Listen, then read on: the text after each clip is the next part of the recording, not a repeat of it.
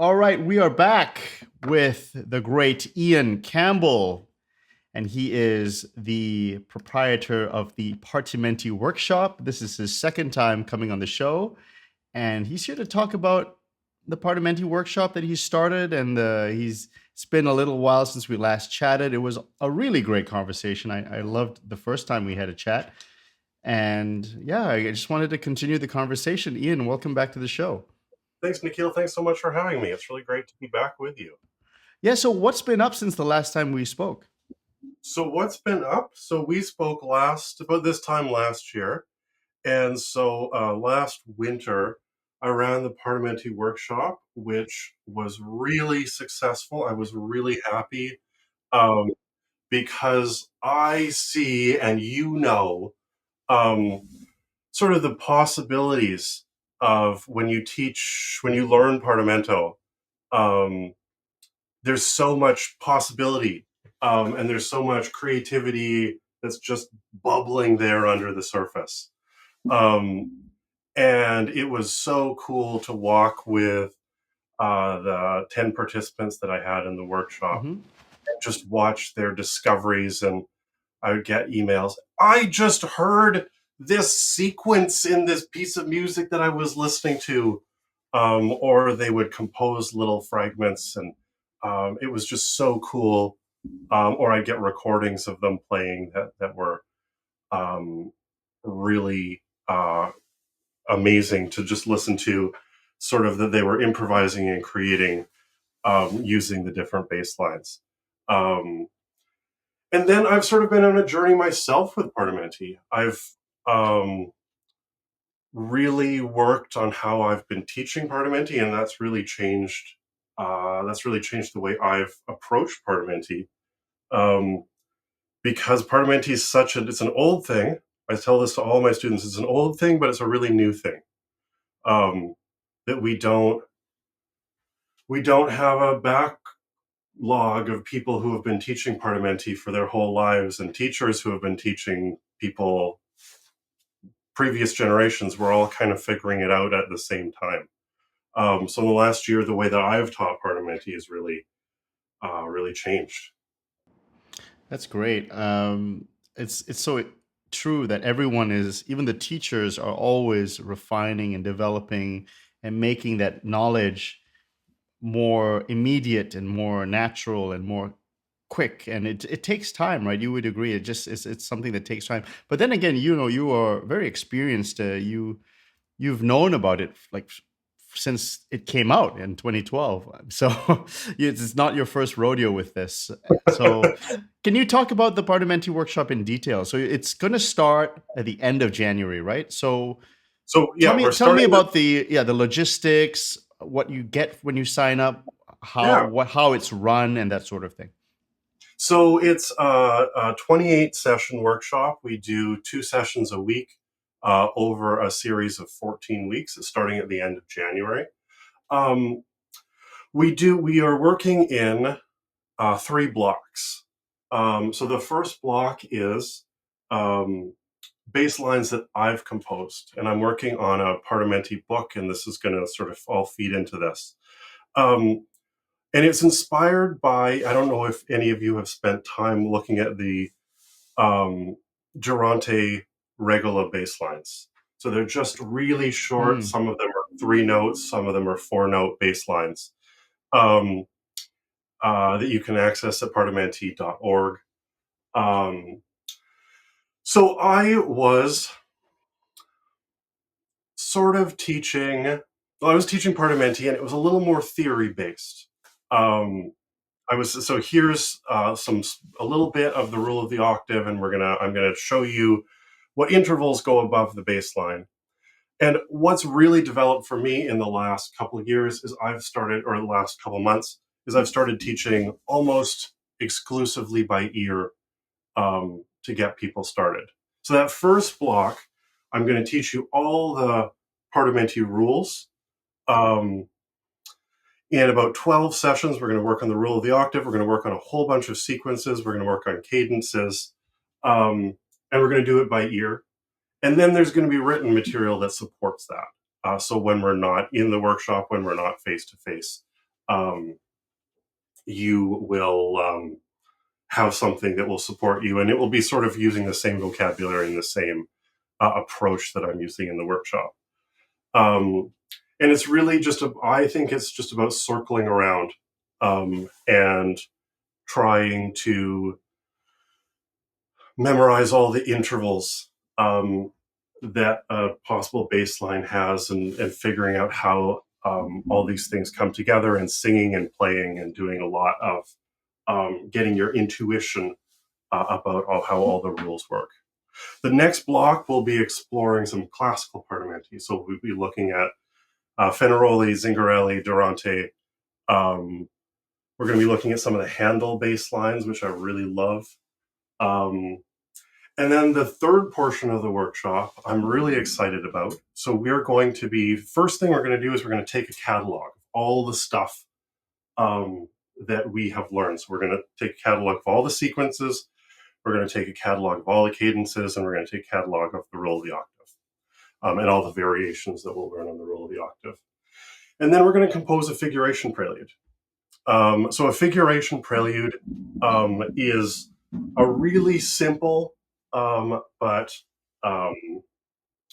really effective type of composition. The most famous one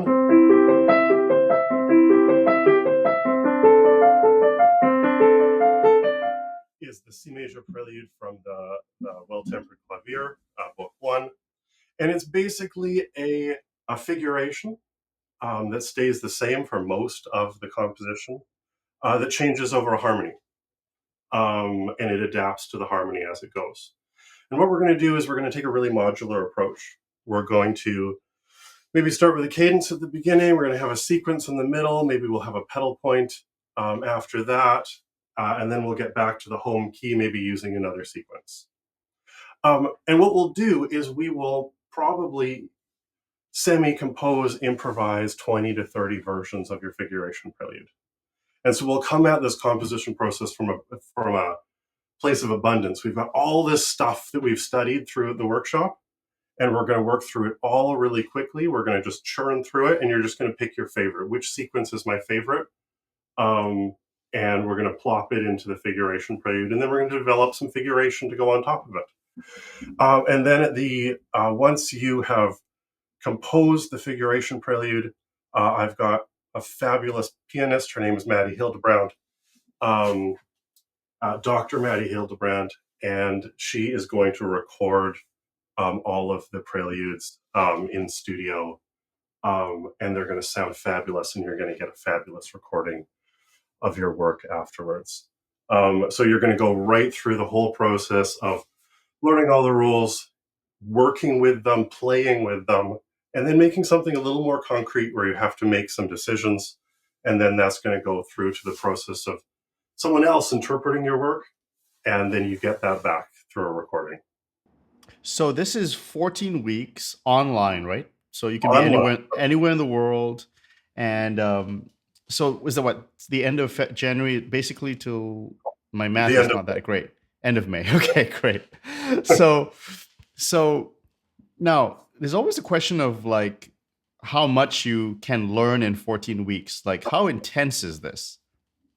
I say to people that they need to commit beyond the workshops. They need to commit about 3 to 5 hours of practice just for this, like in addition to whatever other practice you're doing as a musician. It's the thing that I've noticed with people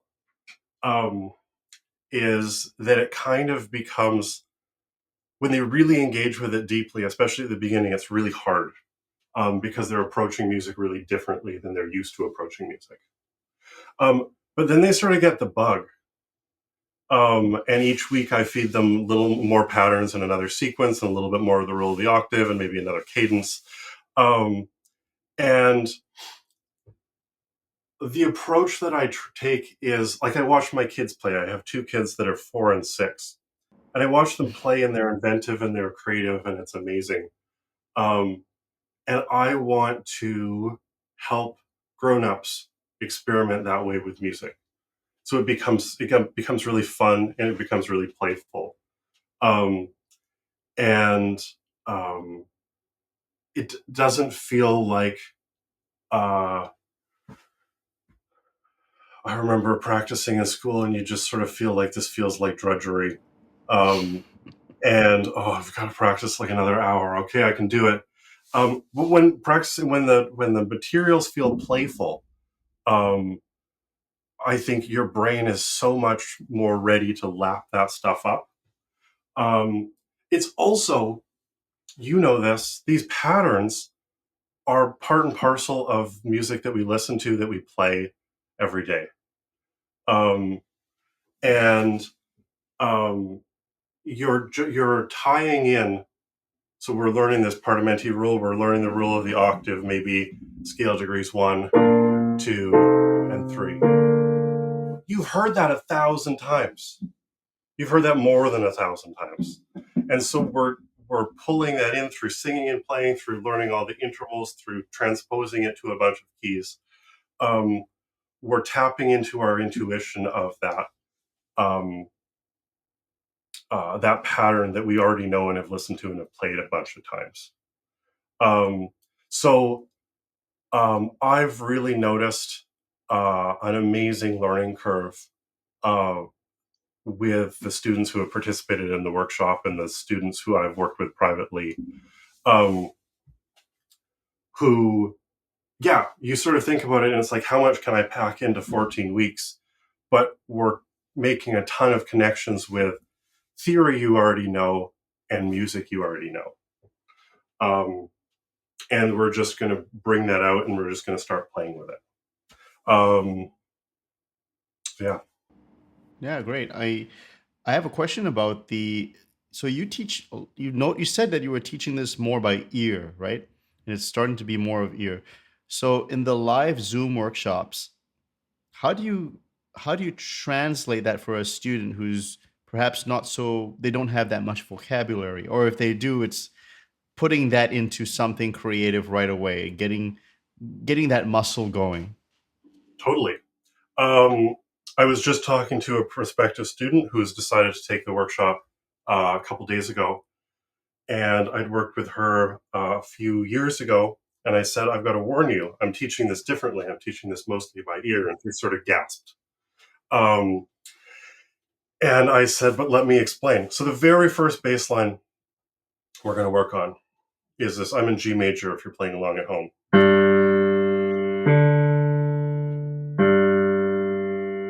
So that's 1, 5, 1. And so I would say at worst, I would tell the students we're starting in G major. And I'd say, could you figure out the first note's G? Could you figure out the second note? And when people have their cameras on, I don't even need to hear them to know when they've got it, because people's body language starts off like this. And as soon as they get it, they just sort of sit back and they just play along happily. And maybe it takes 2 or 3 iterations for them to get it. And then I would say, okay, what's this interval? And we'd figure that out, and we'd figure out that's an octave. And I get them to play along. And maybe that takes a couple iterations. And then I'd say, can we say the intervals as we go? So we've got an octave, and we've got a third, and an octave. And then we go up to second position.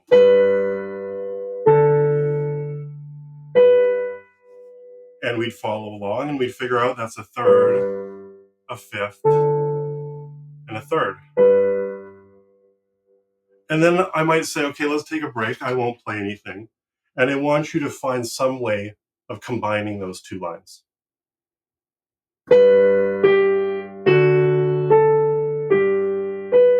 Or maybe.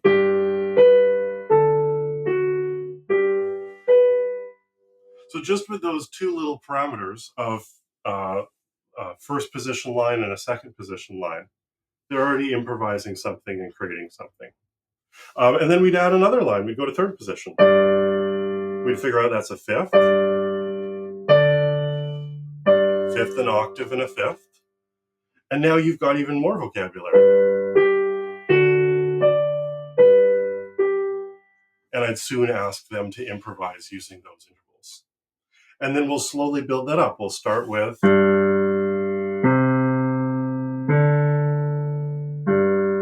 that next bass line, and we'll add scale degree 4 from the rule of the octave. And then we'll start with a cadence or a sequence. And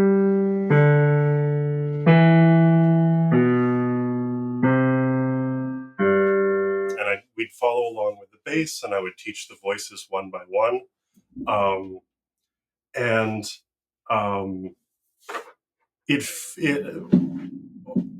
What feels really intimidating in the beginning starts to feel really welcoming and really, you don't have to keep track of all this this theory and all of this sort of baggage. All you have to do is just kind of play along. And I was working with one student this fall, and he said, "Oh, this is great. I've never done this before. We just get to play. And it's not you talking for a long time. It's not a whole bunch of theory." And we always take a second to analyze what's going on. And I was only working in G major, but we would start really quickly transposing once we figured out that's an octave, a third and an octave. We'd go down here and reproduce that, and then go down here and reproduce it again in F major and E minor, respectively. So it's a really, really different approach to how I've been teaching Partimenti, but it works so intuitively for people. And we start off with really simple lines, just one note against one note in the bass, one note in the soprano. And then develop those and use those as creative fuel to start improvising really, really quickly. Yeah. I would imagine that the people that go to the workshop are not total beginners. They often had many years of experience, or at least intermediate and up. It's not like they're probably people who are searching for more to their musical life. I'm just imagining, if you're in the classical world, it's someone who's probably played tons of repertoire, but are wondering, well, why can't I compose anything? Why can't I write anything? Why can't I improvise? And so they're searching for that knowledge. So can I ask you, for such people, like, what is their reaction to this? You see them grow. People feel, since the 19th century, there's been this delineation of composer and performer. And I feel like we're bringing that back. We're bringing back the paths into one again, the player composer. And do you feel like this is people who have just been playing, they're out of their depth, or anyone can really gain from this in a big way? I think, well, let me tell you a little bit about the different people I've worked with in the workshop. So one fellow from New York City is a producer. He's a songwriter. And he was taking theory extension courses at Juilliard, and was really frustrated. And he actually heard my interview on your show last year, and he reached out and we talked about the workshop, and he participated, and he did a ton of work.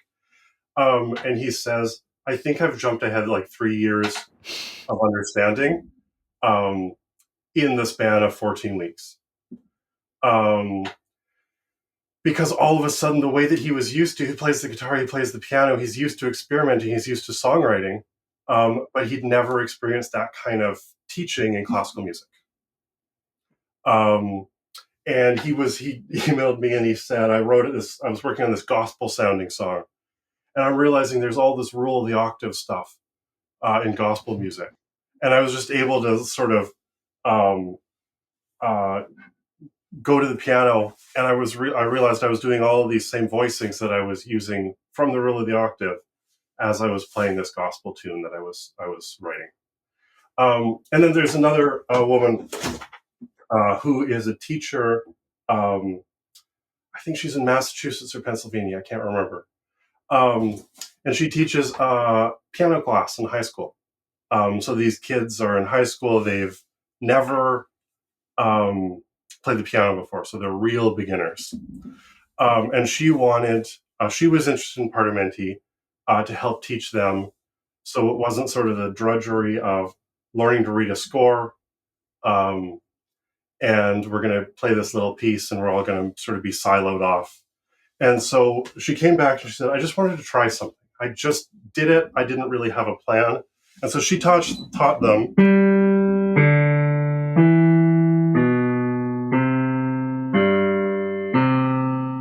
She taught them the Romanesque, the falling fourths, rising seconds bass line. And so she got them into 4 groups, and one group played the bass line, one group played the soprano,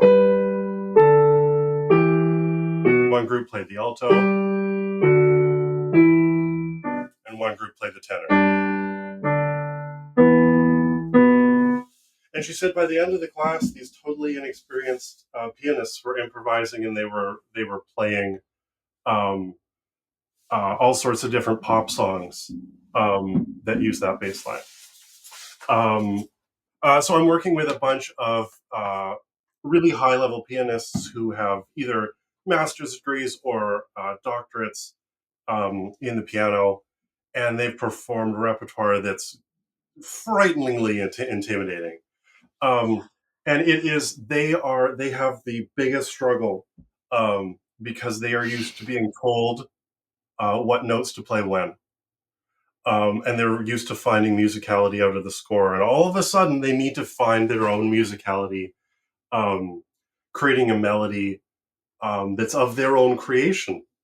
And so it's really interesting to me that the people who have studied music the longest and are, in terms of classical music, the most accomplished have the greatest struggle. And I think there's so much opening up of creativity, and I think it also helps people learn. If you know the rule of the octave, you can claw onto that pattern. And there's so much, if you're a pianist trying to memorize something, there's so much that maps to that pattern. And all of a sudden you know that pattern. Yeah. You're a very experienced choral person. I know you have a master's degree in conducting. You worked with choirs. Yeah.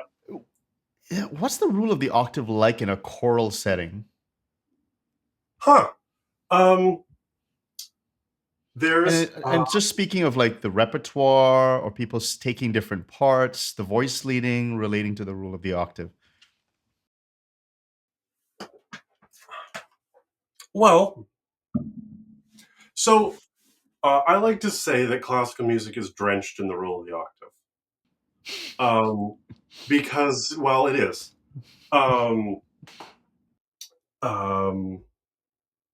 So okay. Let's take Handel's Messiah as an example. If you reduce those bass lines, you would get bass lines that had sequences. There we go. Sequences, cadences, and the rule of the octave in there. Handel's a brilliant composer. There's also stuff that doesn't fall along those lines. But Handel's using the rule of the octave in a work like that, and he's orchestrating it. He's got really good voice leading, and he's blowing up those chords that I could play in a closed position at the piano. He's blowing them up into an orchestral voicing of that same rule. I sang, just as I was discovering Partimenti about 10 years ago, I sang Mendelssohn's Elijah. And there's so many sequences, and Mendelssohn lets them go for a little longer. There's maybe 5 or 6 repetitions of the sequence, where a Baroque composer might do 2 or 3 or 4. And so you follow the sequence pattern a little bit longer. And I remember every time there was a sequence, I just like the Partimenti nerd in me was so happy to be singing that. And as a bass, I would just be singing along with the whatever pattern in the bass line and just be thrilled that all of us, I'd see the pattern in the bass line and I'd look at the upper voices and I think, yep, that maps to what I understand of this sequence. Great. So what about, so people who come to you, I'm sure some people have varying levels of theoretical knowledge, right? So, oh, I know about inversions, I know about fundamental bass, I know about function theory. Some people might go further, Schenker, maybe, Hugo Riemann. So what, how do they react to basically like you telling them this is a different kind of way of looking at it? And can you have any anecdotes of reactions to this? And I'm sure I get this sometimes. People say, "Oh, that's a G7 over D or something." The people, they will respond in what they're used to. Yeah. And so, like, what anecdotes do you have of people with different theoretical backgrounds working with you? Yeah. What I say to people is take this for what it is. And try to work with the tools that we're working with. Really, in Partimenti, what we're working with is we're working with scales and we're working with intervals. We've taken all the other vocabulary away. We don't need to worry about chords. We don't need to worry about inversions. We've got scales and we've got intervals. Some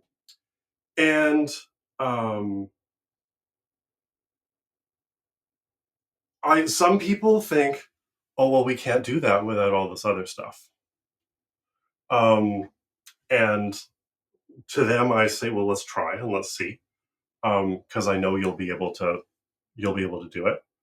And again, the same as the classical pianist, the person who has studied the most theory struggles the most,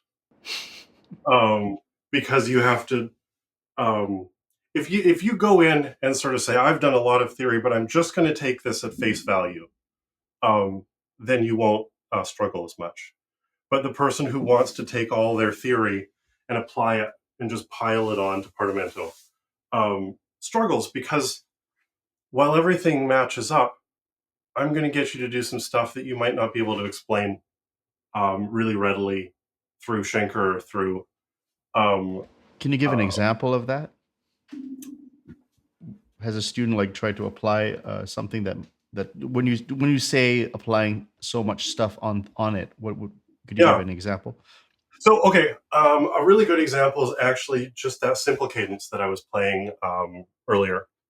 And I had someone, it just flowed right on. Oh, that's a perfect authentic cadence. That's an inauthentic, imperfect cadence, whatever that vocabulary is.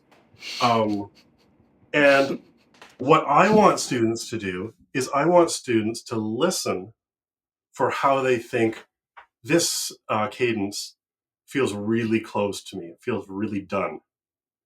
Or this cadence feels open. So that for you come up with a catalog of, if I'm done, this is the cadence I use. But if I want to leave something open, this is the cadence I use.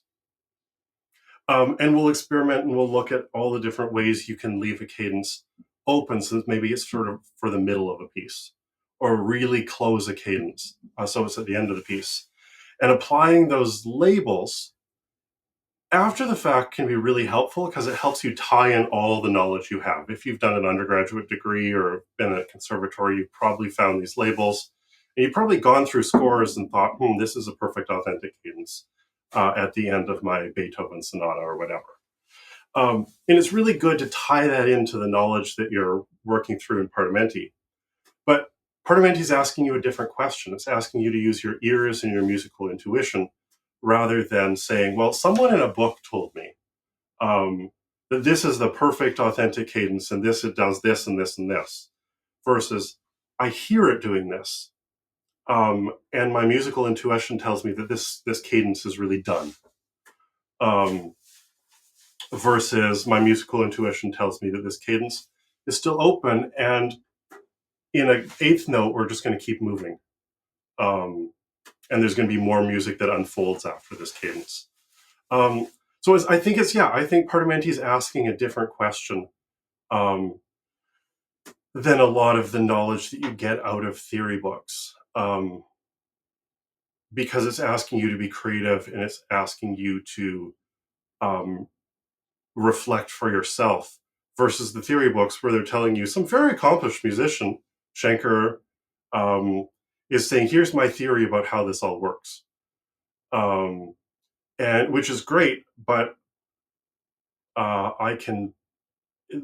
if you're wanting to be creative with these tools,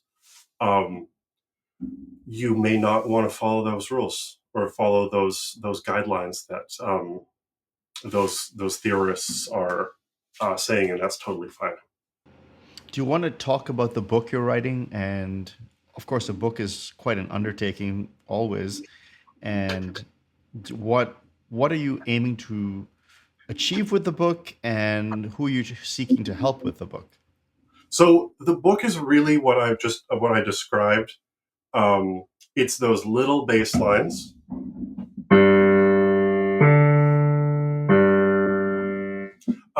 What I've noticed is there's a ton of great writing on Partimenti right now. There's so many books that explain stuff really well. What's missing, I think, is the very first steps.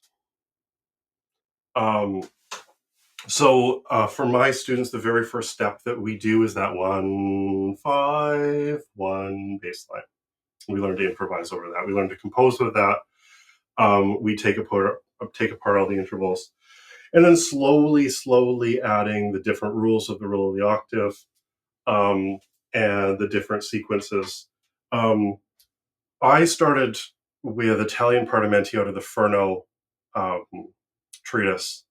And for the first Ferno bass line asks you to apply the whole rule of the octave. That's a lot of information to synthesize.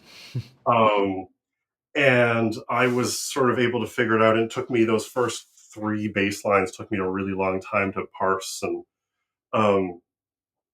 so the first bass lines in my book only use the simple cadence, the scale degree 4 from the rule of the octave, and that falling fourths, rising seconds bass line.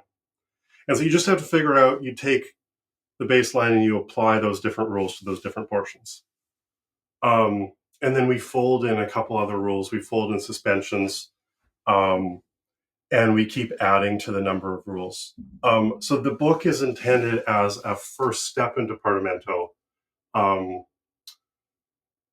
If I understand the history correctly, the Partimenti Fenaroli that I use sort of as a first step for a lot of students, it sort of starts in the middle.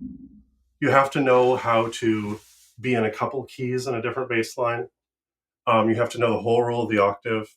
You need to know simple cadences, compound cadences, double cadences, and that's a lot of learning. Yeah. And so the book is meant to get you to the point where you can really, the point where you can play the first book 1 of Fenaroli Partimenti.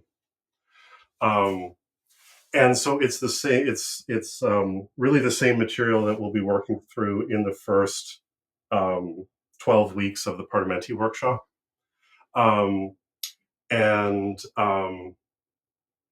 It's meant to. My understanding is that in the Neapolitan conservatories, the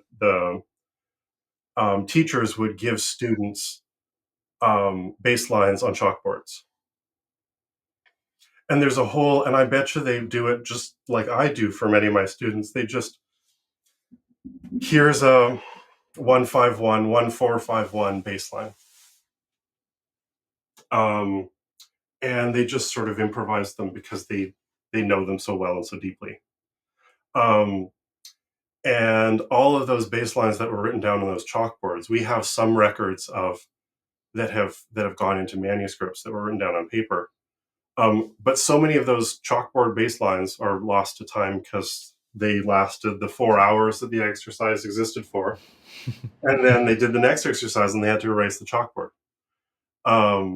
So this work that I'm doing is meant to fill in that gap, and give people a sort of a way to get into Partimenti where you don't have to synthesize so much information to get to your first baseline. So I know you're a Bach nut, and I know you like love counterpoint. You said that in the first interview, Yeah. Bach and Brahms. So can you contrast, perhaps maybe the way I know the German tradition, or at least the Bach tradition? He speaks of working with chorales. He speaks of filling in middle voices, maybe different bass lines. How in your experience, contrast the Bach tradition with the Italian Partimento tradition pedagogically? Yeah. I think it's interesting. I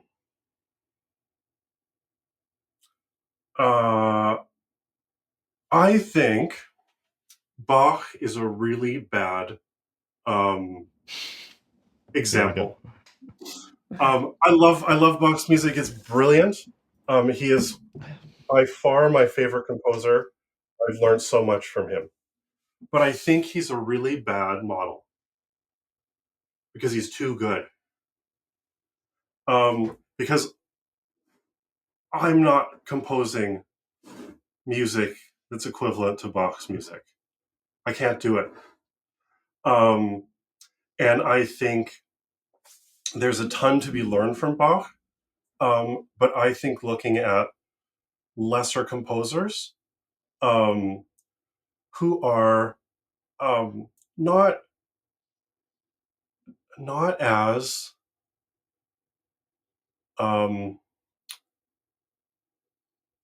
not as supple, not as redeveloping things in every bar, keeping sort of the motivic Every bar. Bach. But like, I can't reinvent something in every bar, but Bach does somehow, and it all fits together. So I think Bach is like this is a dangerous model. If you want to write a fugue, don't look at Bach because they're too good.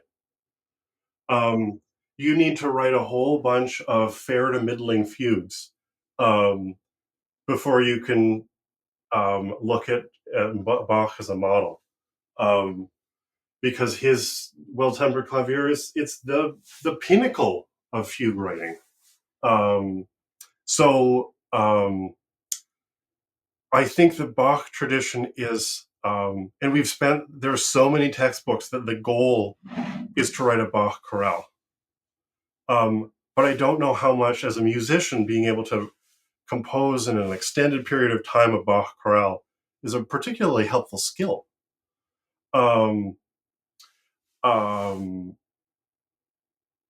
So yeah, I think I love Bach. Like you said, I'm a Bach nut, and it's true.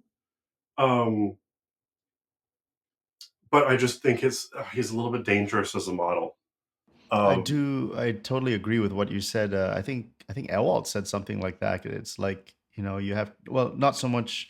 Well, he said it's very helpful to understand simple things first, then you can look at the more complicated things. Because if you look at a complicated thing and you have no idea what he's doing at all, that's a problem. I mean, you need to know at least the basic skeleton. I mean, if you don't even know the basic skeleton, you're just flapping around wildly. It's just so much information hitting you from all angles nonstop.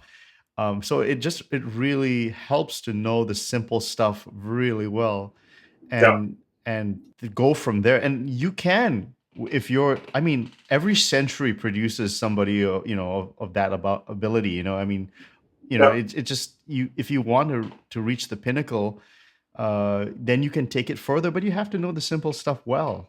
I yes, agree. Yeah.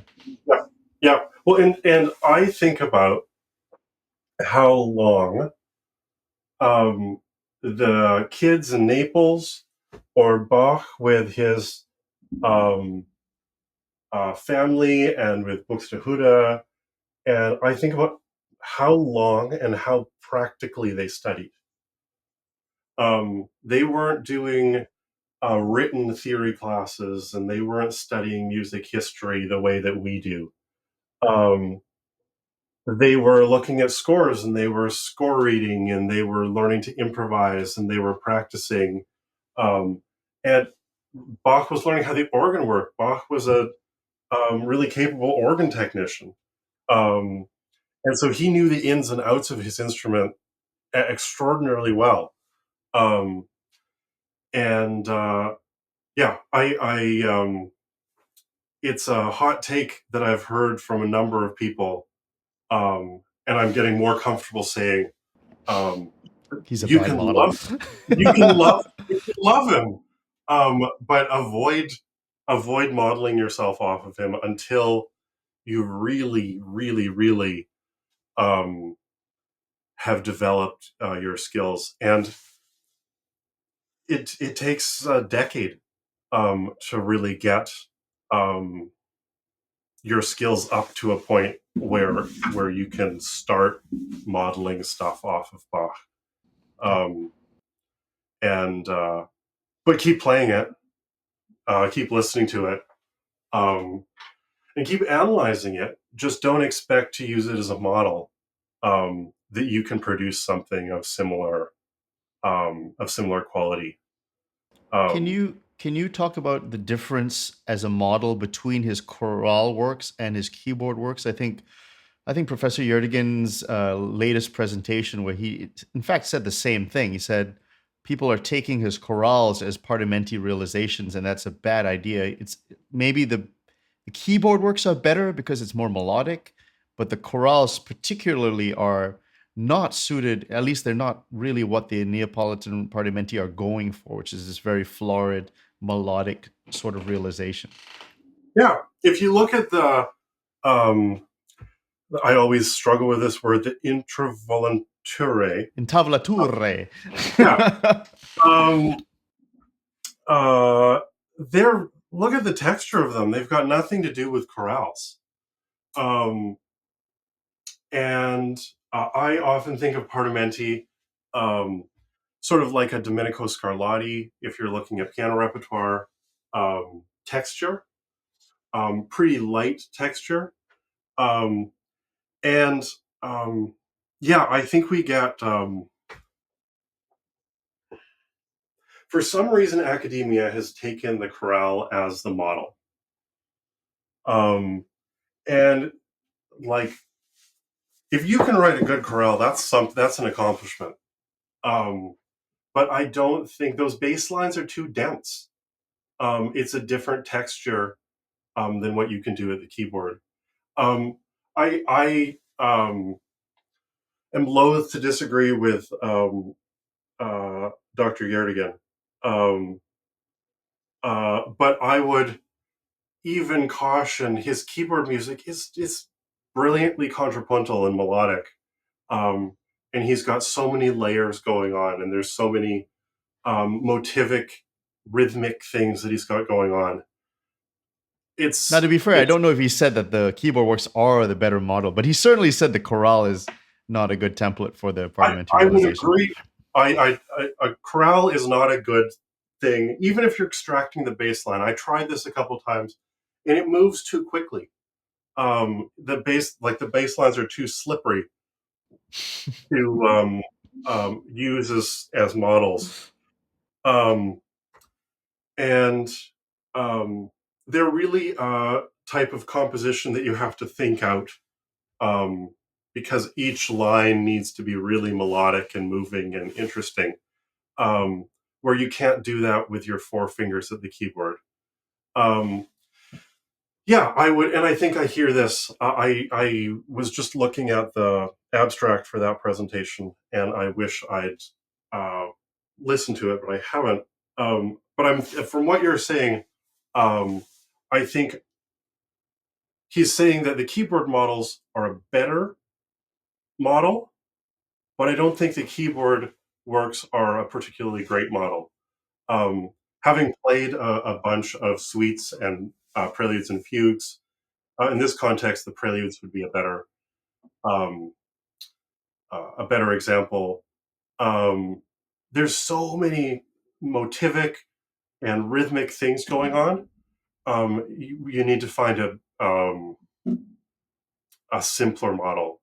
I've collected a whole bunch of scores off of IMSLP of Baroque suites um, from composers that most people probably haven't heard of, and I really don't know particularly well.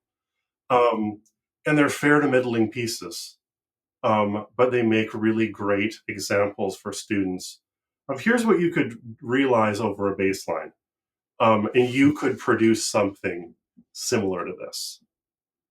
Um, yeah. So, last section, I want to just touch on the fact that you went to Paris, you studied the Nadia Boulanger School of Music, that style, and Yeah. you know, I love Partimento, and I think it's revolutionary in the sense that I don't like that word, but it's bringing us back. It's a restoration. I think that's a better word.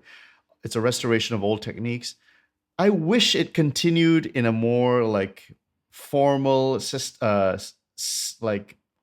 like it existed in the 19th century in the way that it did in the 18th century. I think it Yeah. piecemeal existed. It kind of wholly changed. A lot of things fell out of use. The hexachordal solfeggio died.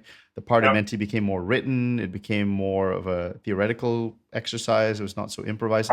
Maybe organists can say differently. Maybe it's different for organists. But I mean, I love a lot of the added sounds to the in the 19th century. It's like, you know, you added a new system update in terms of application of dissonances. And you know, I'm a huge Chopin and Liszt fan.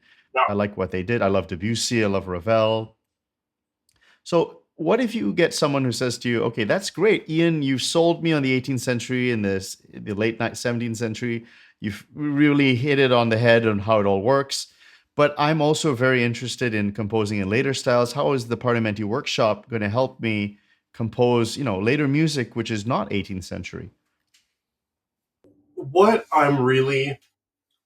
What is at the core of my interest in Partimenti and the interest in my teaching right now um, is helping musicians be creative, um, take musical patterns, musical repertoire into their own hands, um, and mold it, take it, and change it, and adapt it, and so for me, um, I'm fascinated by all of the Partimenti literature and the research, and I'm regularly reading new papers on it as they're published, and there's more and more, and it's harder to keep up with.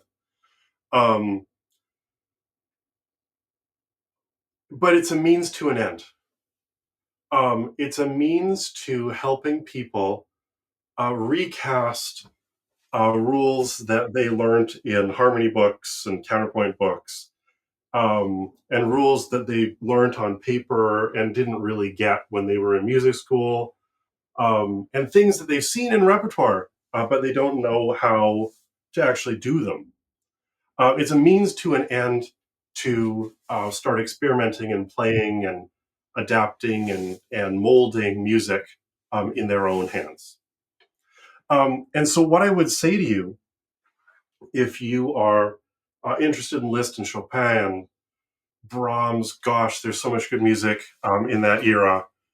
Um, and what I would say to you is that all of these composers are basing their harmony off of 18th century harmony. It's a development, it's pushing the limits, it's adding to, it's adapting 18th century harmony. And what you'll get out of learning Partimenti is you'll get the ability to experiment and extemporize and create in a little more conservative style. But once you start experimenting, pushing out of that style becomes much, much easier. Adding a seventh or a ninth to or a sixth or something to a sequence that was just a 5/3 that had mostly 5/3 and 6/3 chords um, becomes much less intimidating. And so um, if you want to be really, I don't think we need to religiously tie ourselves into the 18th century style that Partimento sort of thrived in. I think we can take it and um, push it and use it as a means to an end. I want to be more creative as a musician. Um, Here's all the rules that Mozart and Bach and Beethoven knew. I read a really interesting paper recently about um, some suggestions from his pieces how Beethoven probably learned Partimento early in his career when he was still living in Bonn, when he was a young man. Um, and Oh, Professor Posen, right? Is that right? yes, Yeah, yes, yeah, I had him on. Yeah, it was great. Yeah, you're right. It was very interesting. it's really interesting how he's sort of looking at the books that Beethoven studied and um, how his first pieces really mimic those bass lines. Um, yeah, so I think I think it's a revolutionary shift.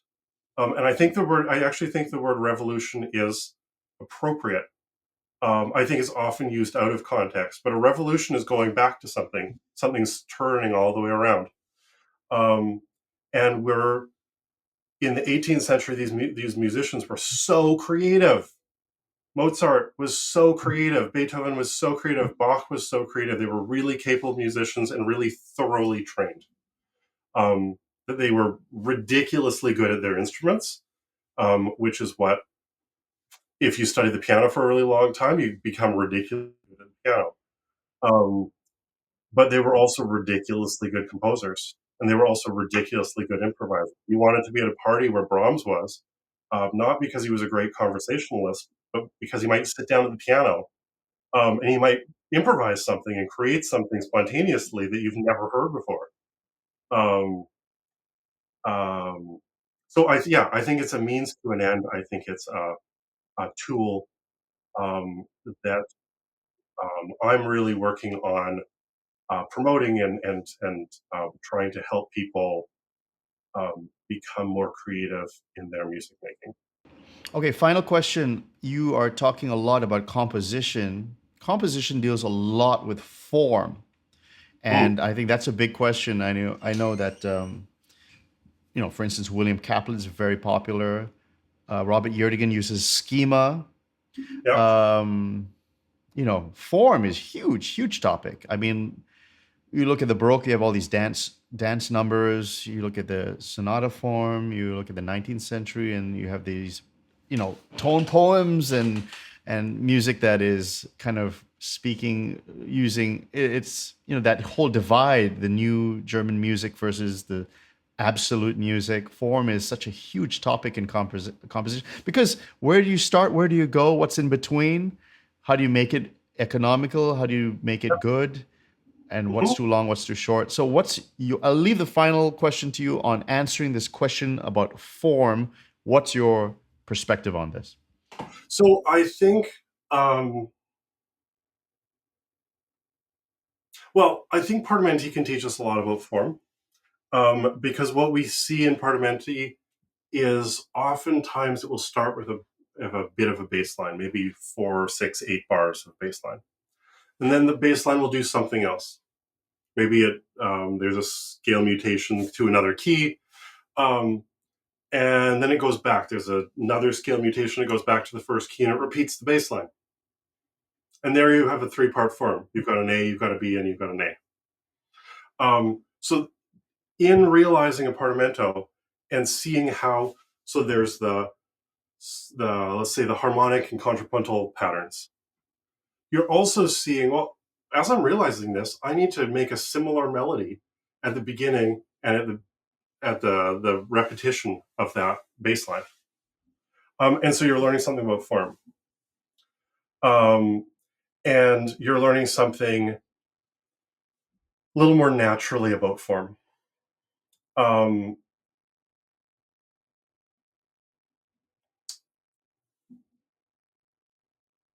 what I actually love Schumann for teaching form, because Schumann takes these little forms and he builds them into bigger forms. So he'll take a little binary 8 bars with a half cadence and then 8 bars to uh, um, final cadence. And then he'll add on to that. And then he'll add on to that. And then he'll add on to that. So he takes all these little forms and builds them into big forms in a way that Beethoven may do that in the first 16 bars of a piece, and then he's off. And he's off to the races. And Bach is creating stuff much more motivically. And Schumann can really teach you about small forms and seaming them together and building them together. So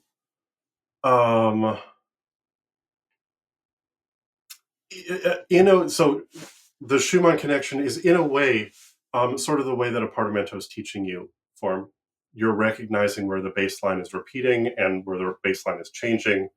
And Schumann's kind of doing the same thing. He's taking these little bits and he's putting them together.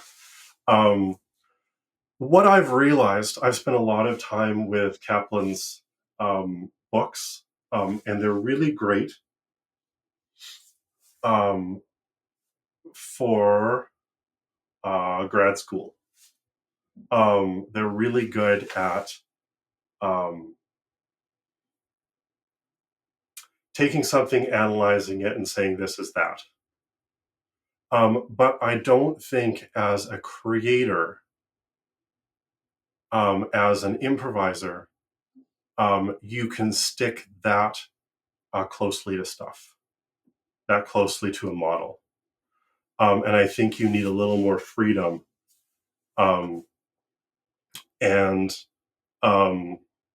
it's kind of like, so Kaplan's work is classical form that I'm thinking of, and I've spent a lot of time with, is based on Haydn, Mozart, and Beethoven. Again, those are dangerous models. Just like Bach is a dangerous model. They're too good. They're writing these they were stewing in Vienna, and all these composers were writing in a similar style. There was a whole bunch of other composers whose names are forgotten to history, or more forgotten to history. And they're dangerous models because they're so concise. Their vocabulary is so perfected. And ours isn't. And in the 20th and 21st century, we want to stretch things and we want to pull things. So as I'm improvising, and I'm just sitting freely at the piano, what I'm usually thinking of is, do I want to repeat something? Or do I want to do something different? And sort of that's what I can grapple with as I'm also playing and creating counterpoint and creating harmony. Do I want to go back to something I've already done, or do I want to go and create something new? And I can't really hold in my head to make a sentence that I'm going to have this opening idea, and then I'm going to repeat the idea in the dominant, and then I'm going to have some fragmentation, and it's going to go to a half cadence or something. I can't do all of that in my head as I'm improvising. I can more loosely do that, but yeah, I think again, I think taking the masters as models, is going to them first as a place to study, is a little bit dangerous, because you're going to, I want to compose a phrase like Beethoven composed. He's too good. He's too. We need something more in between, and I think it can be really stymieing to creativity. To look at the sort of the aspirational work. I'm going to learn composition, and I want to write a Beethoven's Ninth Symphony.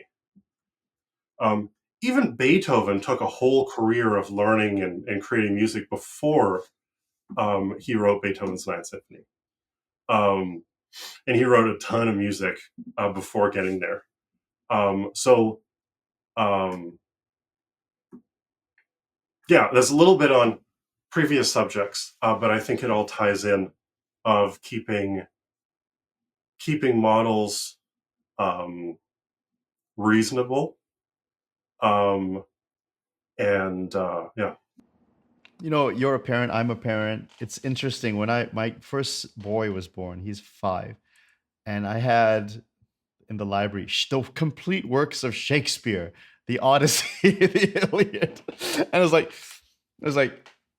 no, any parent would know this. You're not gonna start with that. It's not gonna happen. You just come on. You're not gonna start with that. Yeah, And he may that's grow up to be a wonderful writer of fabulous facility, but he's not gonna start with that. I mean, it's just that's not what's gonna happen. He's gonna yeah, start with Spot. He's gonna start with simple stuff. yeah, And I agree with you. I totally agree with you. yeah, yeah. I think well, I really like and I've spent a lot of time talking about this. I really like the analogy of writing to music or language to music, because in school we learn how to speak, we learn how to write, we learn how to read. And then if you're taking a classical music lesson, you probably learn how to read. And you probably learn to see grammar in the works of stuff you're reading. So that would be music theory in the way that it's usually taught in a university. But you're not learning how to speak. You're not learning how to improvise and take all those tools and um, uh, hold them in your hands and play with them. I think this is a Yertigan sort of example. I think I'd heard him say this before, where it's like you're learning. You say, "I want to learn French," and you go to a French class and you learn one poem, um, and you learn how to pronounce all the words, and you learn how to pronounce it quickly or pronounce it perfectly, and you get up and you do that at the end of the class. But you don't know what any of the words mean.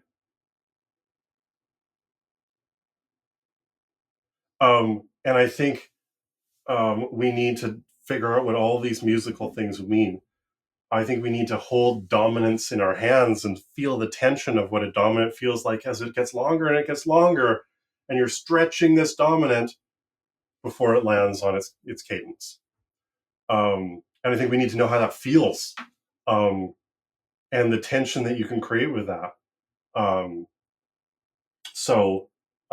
Yeah, I really love first the idea of kids have got to learn how to read Spot first before they can read Shakespeare, and that we can take language, whether it be English or French or music, into our hands, and we need to make it readable, we need to make it writable, and we need to make it speakable.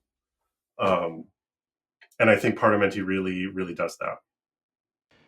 Well, the Partimenti Workshop, please check it out, and it just sounds fabulous. I wish I had known about this when this was like when I was a student. I wish things like this were around. They were not around, over a decade ago. They just were not. And now you can work with someone who's doing this. I'm always supportive of teachers. I think we need more teachers. I think we don't have enough teachers, and I think we need. I mean, if you want this movement to grow, you're just going to need more people involved, participating. It needs to be encouraging. And I have all the admiration for what you're doing. And Ian, it's always been a pleasure to talk to you. And let's do it again. Let's keep going. Let's do another one in the future. We'll come up with some fun topics. And what about your friend, Professor Dr. Soa? We need to have him on, and we should bounce some ideas around. It could be a lot of fun, right, with the Wizarding School. I mean, Absolutely. one thing I'm really curious about in composition is, and I'm such a novice in this, is orchestration. I know so little about orchestration. I'm just such a fan of like early film music. I'm such a fan of like the late 19th century Liszt tone poems, Stravinsky. I just like that sound, that mastery of the orchestra, Ravel, Yeah. Debussy. It's just so much fun, and I'm sure we could spend an hour talking about all sorts of things music. But the great Ian Campbell, thank you, You know sir. what? And what? Go ahead. I just want to say one thing. Um, what you're doing with this podcast and sharing information and getting people talking about Partimenti is also, I've learned so much from this podcast. Learned, I've found books and through interviews that you've done. So I'm really grateful to you, because as I was learning, you're doing this podcast, and I'm uh, uh, learning from the experts that you have on, and then I'm going to dig through the work of this person and the papers this person that you are talking to has written. And so I've learned so much from this podcast. And so thank you for doing the podcast. And I want to encourage you to keep going with it and sharing, because it's so important. We have to be consistent. I know you and your blog, right? You got to keep that blog going, Mr. Campbell. You can't let You up. got to keep the podcast going. Again, we can't be lazy on this. All right, the great Ian Campbell. Ian, thank you so much. Talk to you soon. Thank you, Nico.